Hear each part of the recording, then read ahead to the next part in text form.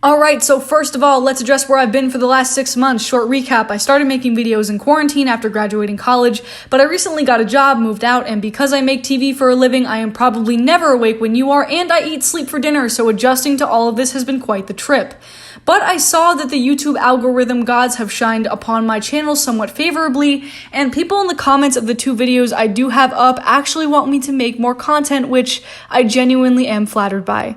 So here I am in your sub box once again. Please pay no attention to my ass editing. I am getting a new desktop soon, and that's what you missed on Glee.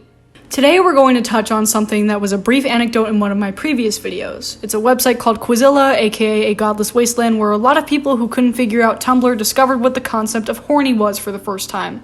And while we're going to take a deep dive into the site's history, we're also going to look at the evolution of fan-made content and where it fits in the greater cultural context of this bizarre hell world we find ourselves in. Buckle up, because if you've never heard of Quizilla, it's about to get real weird, and if you have, it's about to get traumatic.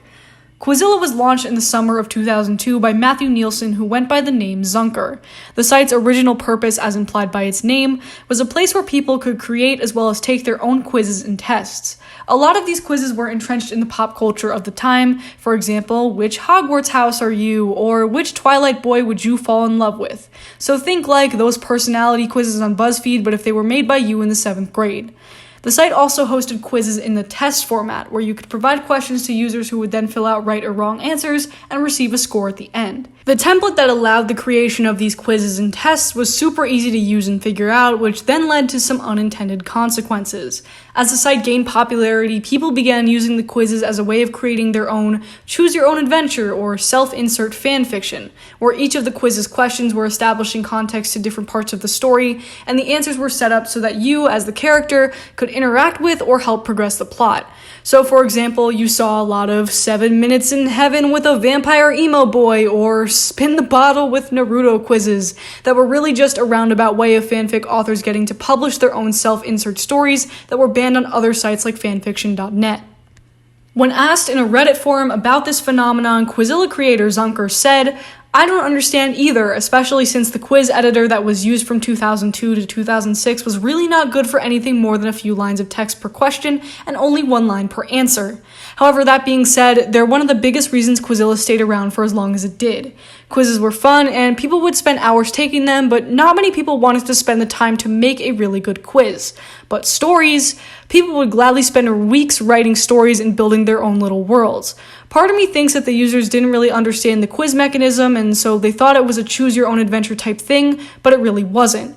Or maybe they did, but just in a different way that I don't realize. A big reason in the beginning was the laissez-faire attitude toward customization.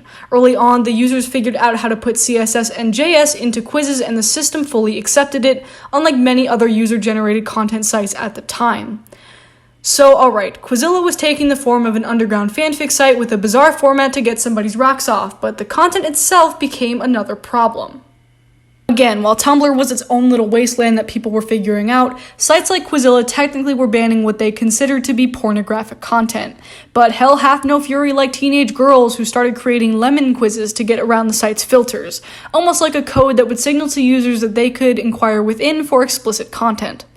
Zunker also responded to the creation of citrus content in that same Reddit forum, saying, "No bones about it, Quizilla had a problem with that kind of content. I dutifully removed it when it was reported or automatically flagged, but if nobody reported it or they used words that I didn't know about, well, let's just say that I, 24 years old at the time, was regularly being outsmarted by 14-year-olds. I think I learned what it meant when someone sent me a message asking me to please get rid of all these lemon stories. Thankfully, when I naively asked them what they didn't like about that particular citrus fruit, they explained it all to me. Thus, an arms race started. When I started automatically flagging quizzes if the title contained lemon, they switched to variations of lemon and then to Noma, lemonade, lemon, and a dozen others that I can't remember anymore. The automatic filters got better, and we later added volunteer moderators to seek it out and remove it, and that helped a bunch, but I can guarantee that people found ways around all of it. When you're young, you've got 2 never-ending resources: tenacity and time."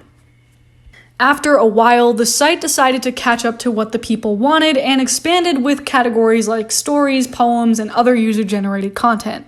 This definitely helped unclog the quiz section of the site, but well into Quizilla's adult life, you would still see a fanfic quiz pop up here and there from time to time. In summer of 2006, the site also added a forum section where users could interact with each other. In the fall of that same year, MTV Networks announced that they had purchased the site for an undisclosed sum of money. MTV and Viacom owned Teen Nick, which was the main property that Quizilla ran in connection to after the site's acquisition. This meant that many of the fast and loose rules regarding explicit content were clamped down on, and many users' works were deleted, causing them to abandon the platform entirely. From 2006 onward, Quizilla looked like this: quizzes, stories, polls, poems, lyrics, My Stuff, which was essentially your user profile, and a game section which directed you to Teen Nick's site.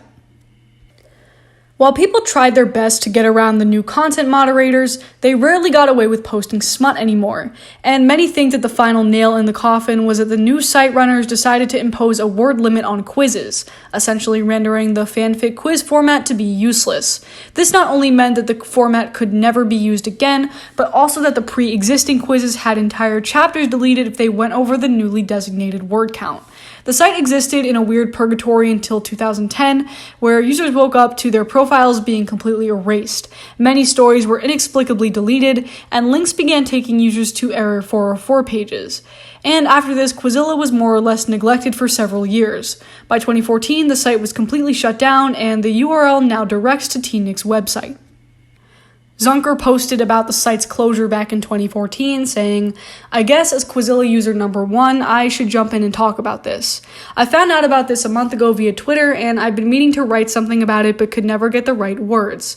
I haven't been involved with the day-to-day operation since mid to late 2009, when the economy tanked, Viacom laid off or reassigned all staff Quizilla developers. They didn't lay me off since I was a contract employee with no guaranteed hours, but they basically said they weren't going to give me any more work to do. As the site went to hell, I tried to keep up with the dwindling number of people I still knew inside Viacom MTV Networks. At first, they had one admin and a couple of community managers still maintaining the site. Then they dropped the admin and went to one community manager with some interns. The last time I reached my fingers in, Q2 2014, I was told that all that was left was someone's AA answering the support email part-time. I didn't expect them to axe it, actually. It was still bringing in enough page views to turn a profit, I assume, especially since they basically had no staff. But there may have been other factors at play we don't know about, like potential liability. I haven't heard from anyone as to why it was killed specifically. I'm sad it's gone, but in a big way it had died years ago, but just hasn't stopped moving. I've tried to reimagine the site at least 5 times since 2009, but my own faults have smothered all my attempts all in the cradle. Quizilla was a huge part of my life as your resident small suburban weird kid who didn't want to be anything but a writer. But it hadn't crossed my mind until recently when I came across an Atlantic article called Losing the Internet You Grew Up With. The article, which I'll link in the description down below, describes the weird phenomenon of experiencing nostalgia for parts of the internet that no longer exist.